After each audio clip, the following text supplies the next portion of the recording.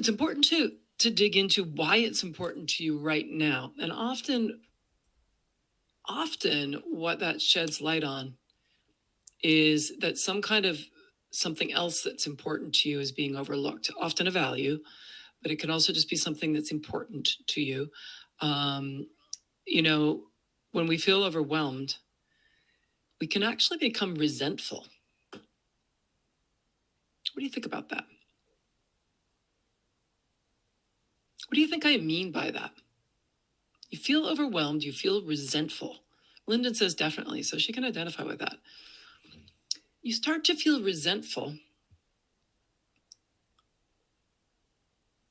because something that you wanted, that you felt aligned with, is not going the way you wanted it to, is not turning out the way you expected it to, is wearing you down as opposed to filling you up, even though often it's something that you really wanted to do.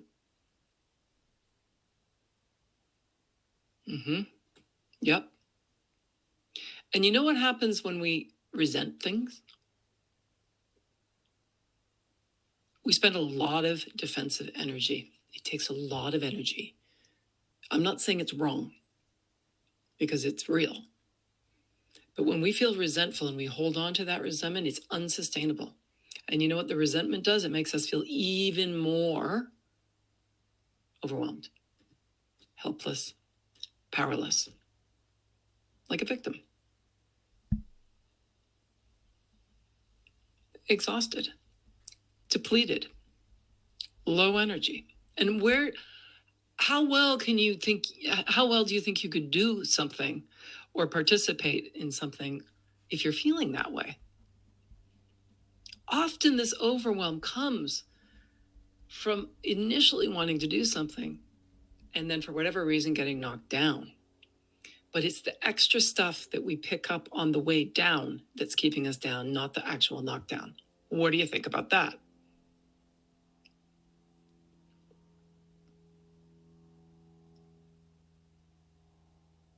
So what if we could let go of analyzing and reacting to feeling a certain way?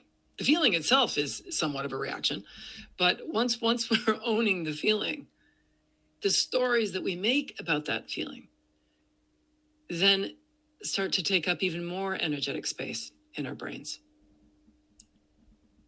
Yeah. Yeah. When we're doing things that matter, there's always a risk. It's vulnerable. It sneaks up on us often. And so the drop feels huge.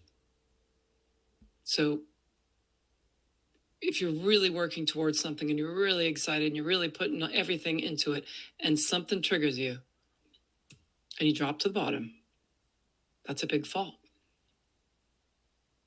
But the distance between the drop and what you're going for is where life and energy and all the good work and all the foundations that we build and all the practices that we build keep us strong and resilient. We will get knocked down. Make no mistakes. When you're doing something that matters, there's always going to be someone that doesn't like it. There's always going to be someone that doesn't like you. There's always going to be someone that says something you don't want to hear. But just know that. Why do you let that affect what it is that you want to do? Why? Do you want to? Do you still want to do that? You don't have to. I'm not saying that you're going to avoid getting, these things happening. But it's your brain. If you tell yourself that something bad is happening, your brain will swoop in and say, and protect you. But you don't need protecting. You need to be so strong in what you believe and also so aware and realistic that everybody else is not necessarily going to be on board. And then be okay with that before anything happens.